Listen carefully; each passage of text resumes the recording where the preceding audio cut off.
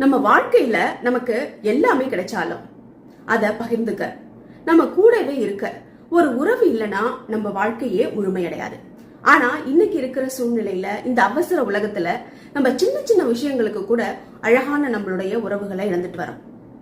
நீங்க என்னைக்காவது யோசிச்சிருக்கீங்களா, நமக்கு ஏன் இந்த உறவு அமையல, நமக்கு ஏன் இந்த உறவு விரிசல் வருது அப்படின்னு என்னைக்காவது யோசிச்சிருக்கீங்களா?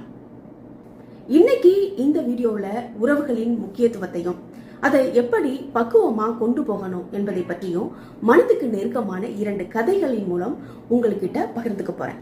உங்க வாழ்க்கையிலையும் அது ஒரு பெரிய மாற்றத்தை ஏற்படுத்தும்.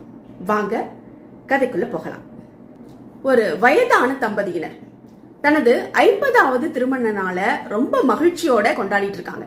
அப்போ அங்க ஒரு நபர் கேக்குறாரு, உங்க 2 பேர்கிட்டையும் இடையில சண்டை இது வரைக்கும் வந்ததே இல்லையா? உங்களுடைய மகிழ்ச்சியான இந்த திருமண வாழ்க்கைக்கு என்ன ரகசியம் சொல்லுங்க அப்படின்னு சொல்லி கேக்குறார். அப்போ உடனே தாத்தா பாட்டிய பார்த்து சிரிக்கிறார். சிரிச்சுட்டு அவரை அவங்களுடைய அறைக்கு அழைச்சிட்டு போறார். அங்க ஒரு பழுதடைந்த கடிகாரம் மாட்டிருக்கு. இத பார்த்துட்டு சொல்றார், இது ரொம்ப ஸ்பெஷலான கடிகாரம் எனக்கு அப்படின்னு சொல்றார்.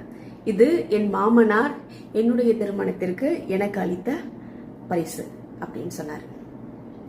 இது ரொம்ப பழைய கடிகாரம், இது சரியா ஓடுறதே இல்லை, அப்பப்ப ஓடும், அப்பப்ப நின்னுடும். அதனால இதை நான் கழட்டி தூக்கி எறிய மாட்டேன், எரிஞ்சதில்லை. மாறாக அதை எடுத்து பாசத்தோட தொடச்சிட்டு திரும்பி எடுத்து ஏன் ஓடலன்னு கீ கொடுத்து அதை திரும்பியும் மாட்டி வைப்பேன். இன்னமும் அது சில நேரங்கள்ல மெதுவா ஓடும், சில நேரங்கள்ல ஓடாது. அதை திரும்பியும் தொடச்சி கீ கொடுத்து அதை அழகா மாட்டி வைப்பேன். இது போலத்தான் மனிதர்களாகிய நாமும். என் மனைவியும் சில நேரங்கள்ல கோவப்படுவா, நானும் சில நேரங்கள்ல கோவப்படுவேன். சில நேரங்கள்ல அவளும் கத்துவா, நானும் கத்துவேன். அது அவளுடைய தப்பு இல்லை, அது சூழ்நிலை. அது போலத்தான். அதனால இந்த கடிகாரத்தை எப்படி அது ஓடல நம்ம என்ன தூக்கியா போட்டோம் இல்ல இல்லையா, அதை தொடச்சி கீ கொடுத்து இல்ல பேட்டரி போயிடுச்சான்னு பேட்டரி மாத்தி எடுத்து மாட்டோம். அந்த மாதிரி தான் நம்மளுடைய உறவு முறைகளும். சில சூழ்நிலையின் காரணமாக சில சண்டைகள், சில கோபதாபங்கள் வரலாம். ஆனா அதுக்கு தீர்வு என்னன்னு பார்க்கணுமே தவிர அந்த உறவை உடைக்க கூடாது அப்படின்னு சொல்லி முடிச்சாங்க. இந்த கதையிலிருந்து நாம என்ன கத்துக்கிட்டோம்? உறவு முறைகள்னா சண்டை வர்றது சகஜம்தான். ஆனா அதுக்கு நம்ம தேட வேண்டியது தீர்வைத்தான், பிரிவை அல்ல. நீங்க என்ன சொல்றீங்க? ஒரு பெரிய தோட்டத்துல ஒரு ஆலமரமும் அதன் அருகே ஒரு மெல்லிய மூங்கில் மரமும் வளர்ந்து வந்தது. அந்த ஆலமரம் தன் பலத்தை நினைச்சு ரொம்ப கர்வம் கொண்டது. அது பக்கத்துல இருக்கிற அந்த மெல்லிய மூங்கில் மரத்தை பார்த்து கேட்டுச்சு, நீ என்ன இவ்வளவு மெலிசா இருக்க, சின்ன காத்து அடிச்சா கூட நீ வளைஞ்சிடுவ, என்ன பாரு நான் எவ்வளவு பலமா இருக்கிறேன், நான் விரைப்பா ஸ்ட்ராங்கா நிக்கிறேன் அப்படின்னு சொன்னிச்சு. ஒரு நாள் ஊரே அதிரும் அளவுக்கு பெரிய புயல் காற்று வீசியது. அப்போ இந்த ஆலமரம் தன்னுடைய பலத்தை காட்டணும்னுட்டு ரொம்ப விரைப்பா நிமிர்ந்து அந்த காத்துக்கு முன்னாடி நின்னுச்சு.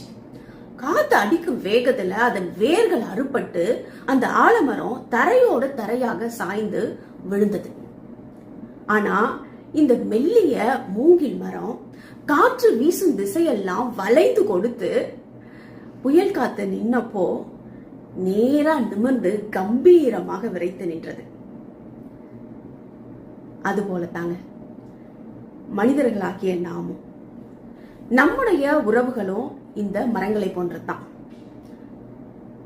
நான் சொல்வதுதான் சரி, நான் செய்யறதுதான் சரி, என்னுடைய ஈகோ தான் முக்கியம் அப்படின்னு இந்த ஆலமரம் போல வளைந்து கொடுக்காமல் இருந்தா பெரிய புயல் காத்து அடைக்கும் போது இந்த உறவு உடைந்து முறிந்துவிடும்.